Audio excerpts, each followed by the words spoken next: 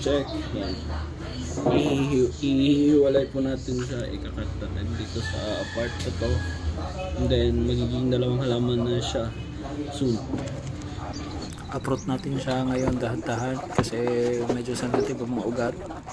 Ayan, tanggalin natin siya sa pot. Okay na, ayan, nare-remove na siya. Gagamit pala tayo ng grinder para mabiyak natin perfectly yung bato na to. Actually this is a limestone. Ayan.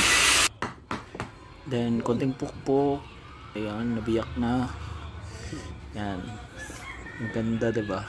Ang ganda din ng kulay ng limestone. Ayan, kita mo kung gaano siya ka-white. Ayan, ito naman yung i-transfer natin sa bagong training pot niya. At saka syempre huwag kalimutan na butasan yung training pot. Actually nabili ko lang to sa okay yung sa Japan Surplus. Ngayon naman ilalagay na natin siya sa bagong training pot niya. Yun, naglagay lang ako ng konting soil sa ilalim. And then yung original soil niya pa rin to. Ayan, press.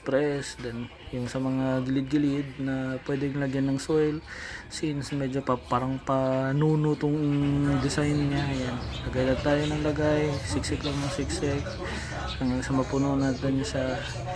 Yan, maganda naman nagiging output ko. Actually this is the first time na gumawa ako ng bonsai. Ang ganda lang talaga nung pagkakat ng bato. At saka huwag kalimutan mag-like and mag-iwan ng bakas sa baba para mapansin tayo ni Algo at mailagay tayo sa FYP. Ayan, happy planting. Ang ganda lang. Ayan, ang ganda ng shape na to.